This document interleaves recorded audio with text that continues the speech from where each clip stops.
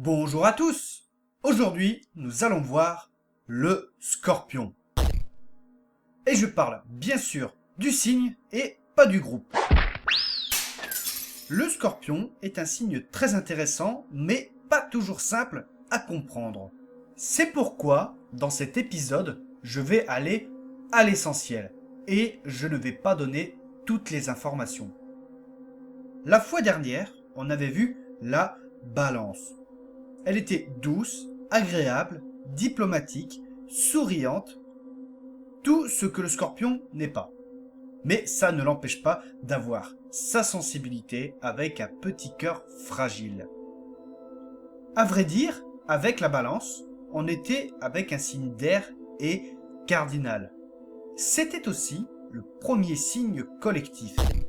C'était aussi le signe qui représentait la moitié du zodiaque parcouru par le soleil, c'est-à-dire qu'il y avait un lien important avec les autres, et c'est pourquoi il y avait cette notion d'équilibre et d'harmonie fort développée avec la balance. Pour commencer, le scorpion est un signe d'eau, le deuxième signe d'eau. On avait vu que les signes d'eau étaient reliés à la sensibilité, aux émotions, ils perçoivent les choses différemment. De plus, c'est un signe fixe, le troisième signe fixe. Le premier était le taureau, le second le lion, et pareil, si vous vous souvenez, ils ne vont pas aimer qu'on bouscule leurs habitudes, ils vont manquer de souplesse, mais ce seront plutôt des battants, ils auront une force de caractère et ils seront très persévérants. Le mélange eau et fixe nous donne quelque chose de particulier, qui n'est rien d'autre que le scorpion. Il faut savoir que la vie est composée en majeure partie d'eau, c'est en nous. De plus, les signes fixes sont en relation avec ce qui est inamovible. De ce fait, le mélange fixe et eau nous montre que le scorpion va aimer ce qui est profond. Oui, c'est un peu compliqué, mais c'est le scorpion en même temps. Il n'est pas simple. Et de ce fait, c'est un signe qui agira beaucoup sous l'émotion et qui sait ce qu'il veut. Il agira avec passion. D'un point de vue symbolique, le scorpion est un signe fixe. Et les signes fixes viennent poser les saisons. Ici, le scorpion vient poser l'automne. Et il est très bien pour faire ça, car on a vu qu'il aimait ce qui est profond. Et du coup, il agira en profondeur. Et c'est ce qu'il faut pour le milieu de l'automne. Car à cette période, il va pénétrer la nature en profondeur pour la transformer. Par exemple, par la pluie, il transformera les feuilles mortes en humus. C'est la mort d'une époque pour la renaissance d'une autre. Le principe de mort et de renaissance est très important pour le scorpion. Oui, il n'est pas simple le scorpion. Sur le zodiaque, on avait vu que la délicate balance était ici. Eh bien, l'impénétrable scorpion est juste là. Et son symbole, c'est ça. Alors oui, c'est un M, comme la Vierge, mais pas le même. Déjà, il y a la queue qui pointe vers le haut. On a tous compris que ça représentait la queue du scorpion. Mais alors, pourquoi un M ? Personnellement, je ne suis pas sûr de moi, alors je vais vous avancer deux théories. Celle que j'ai lue, c'est parce que le M représente la masculinité, les instincts primaires de l'homme, la combativité. C'est vrai que ça correspond au scorpion, mais c'est paradoxal, car le scorpion, c'est un signe féminin. Bon, pourquoi pas ? Mais de mon point de vue, je pense que, comme la Vierge, on peut le décomposer en trois. Et il s'agit de différentes étapes de la vie. Il s'agit de la transformation. C'est le mot-clé du scorpion. Et donc, pour le différencier de la Vierge, on met une queue qui pointe vers le haut comme le scorpion. Après, si vous avez la réponse, mettez-la en commentaire. Je pense que c'est toujours bon à savoir. En tout cas, je vous l'avais dit qu'il était chiant à définir comme signe. Le titre du scorpion, c'est « Nous avons ». L'opposé du taureau qui était « J'ai ». Car dans la logique, après avoir découvert le monde extérieur avec la balance qui était « Nous sommes », là, on apprend à mettre nos capacités en commun. Au départ, on se sent dépossédé car nous nous transformons en profondeur pour que nous puissions par la suite mettre nos capacités les uns les autres en commun. On retrouve toujours cette idée de transformation ainsi que le principe de mort et de renaissance. Et sa maison en analogie, c'est la maison 8. C'est la maison de la transformation et des crises. Car oui, très souvent, pour évoluer, pour grandir, nous sommes obligés de passer par des difficultés et des crises. Cela représente aussi l'argent gagné par les autres, car c'est en lien à nous avons. Cela est donc en lien avec les héritages, les dons reçus ou même les trésors cachés. Autre chose qui est en lien avec la transformation, c'est la sexualité et les intérêts pour l'occulte. Et ça, c'est directement en lien avec la maison 8 et le scorpion. Le scorpion est régi par 2 planètes. La première, c'est Mars. C'est la planète de l'action et des désirs. Et si vous vous souvenez, on avait vu que c'était aussi la planète qui régissait le bélier. Et comme chez le bélier, ça va donner au scorpion une certaine combativité, ça va aussi lui donner beaucoup d'énergie, mais le scorpion reste un signe d'eau. Et les signes d'eau sont réputés pour être calmes. Et on se rend compte que la différence avec le bélier, c'est que celui-ci sera toujours actif, en mouvement, et le scorpion, lui, se donnera surtout à fond pour ce qu'il a envie, ce qui le touche intérieurement, en profondeur. Il y a un côté passionnel qui se dégage de lui et que le bélier n'a pas. Oui, si le bélier n'a pas envie de faire quelque chose, ça restera quand même une pile électrique. Si le scorpion n'a pas envie, eh bien pour le bouger, vous pouvez vous lever tôt. C'est un signe fixe. On lui reproche par ailleurs d'être un gros mou, mais en réalité, c'est juste qu'il n'a pas envie. La seconde planète du scorpion, c'est Pluton. Et Pluton, c'est la planète des transformations en profondeur, de la destruction pour mieux reconstruire. C'est toujours en lien avec la mort et la renaissance. Et c'est pas pour rien qu'elle régit le scorpion. C'est aussi la planète de la sexualité, du pouvoir, des secrets. Elle va très bien au scorpion. Cette planète va donner au scorpion son côté sombre, profond, magnétique, secret. C'est aussi pour ça que le scorpion est naturellement attiré par le pouvoir. Mais bon, je vais arrêter là. J'ai l'impression que le scorpion passe pour un salopard, alors qu'en vrai, ce sont des gens très charmants et bien élevés. Et en plus, ils sentent bon.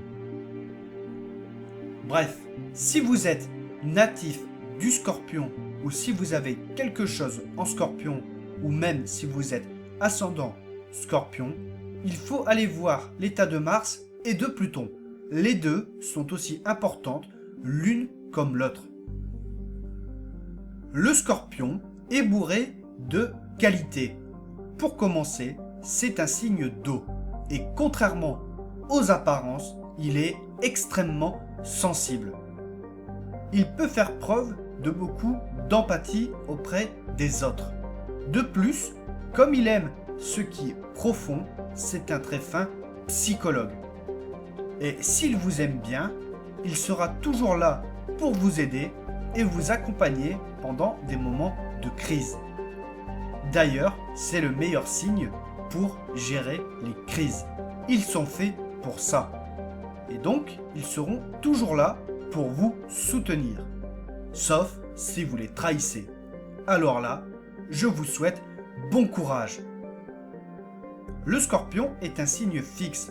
Il va aller au fond des choses. Il est très persévérant et endurant. Quand il va commencer quelque chose, il le finira. Et il veut absolument réussir.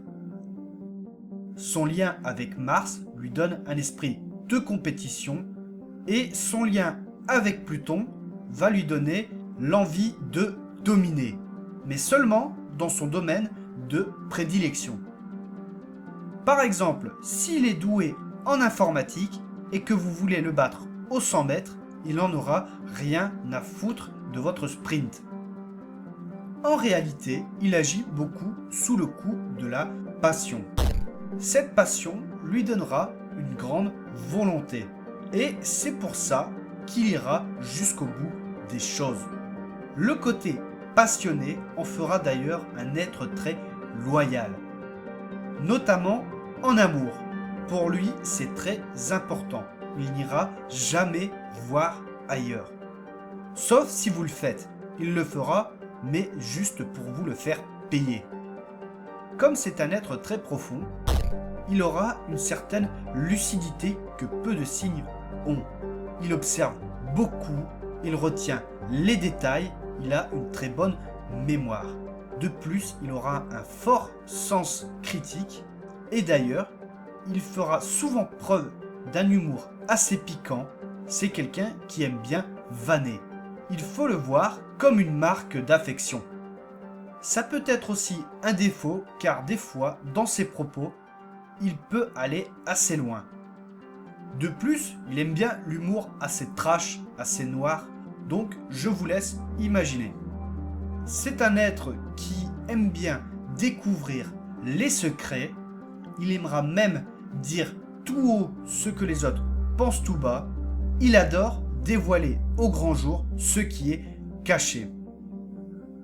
Mais vous vous en doutez, le Scorpion a aussi ses défauts.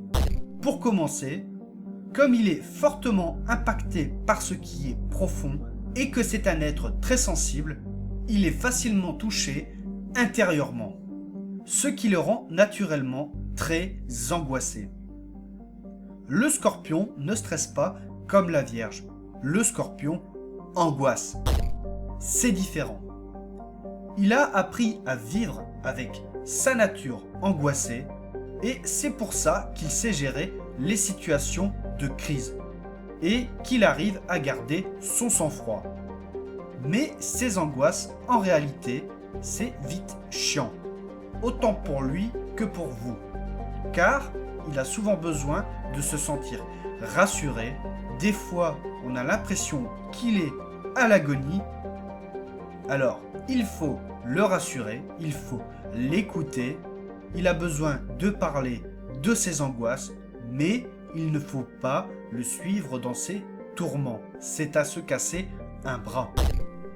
De ce fait, c'est un être qui a facilement tendance à noircir le tableau, notamment quand il n'y a pas lieu.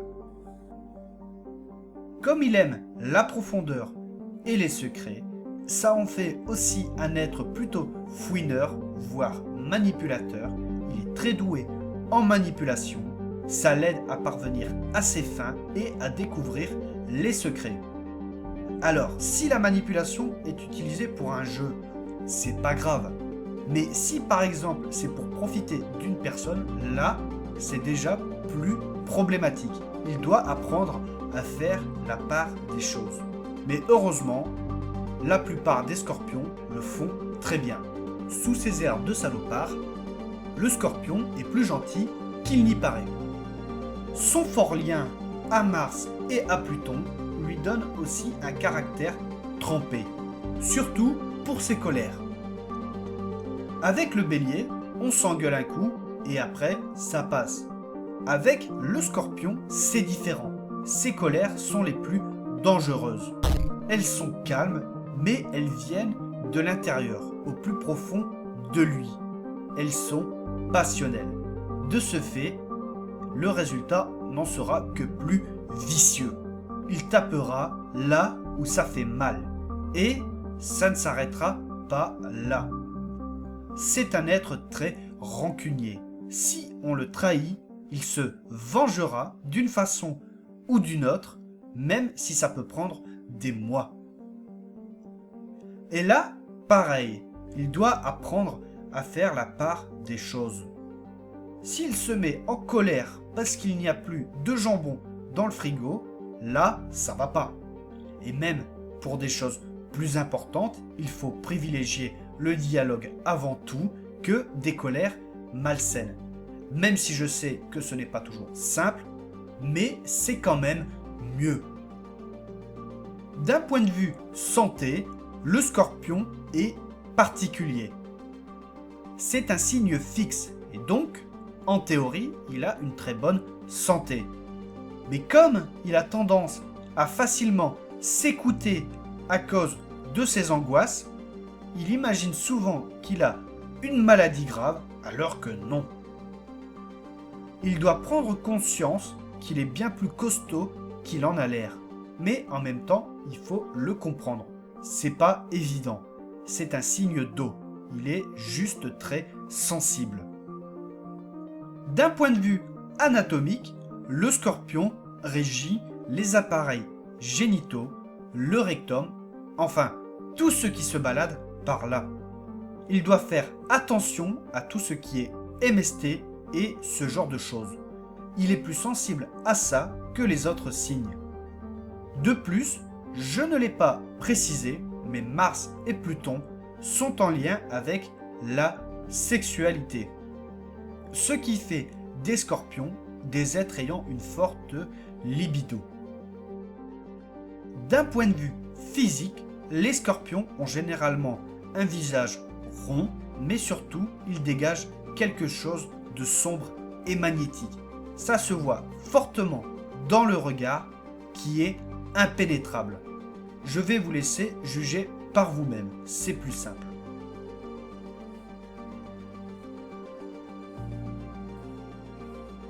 Comme d'habitude, seul le thème astral fait foi. Voilà, mon épisode touche à sa fin. Avec le scorpion, j'ai été vraiment à l'essentiel parce qu'il est bien plus compliqué que ça. J'espère qu'il vous a plu. N'hésitez pas à mettre un petit like, voire même de partager la vidéo. Ce serait vraiment super. N'oubliez pas que si vous avez des questions, il ne faut pas hésiter à les poser en commentaire ou en me contactant sur Facebook ou Twitter. Je vous répondrai. La prochaine vidéo sera sur les fiers et beaux Sagittaires. Sur ce, un gros bisou et à la prochaine.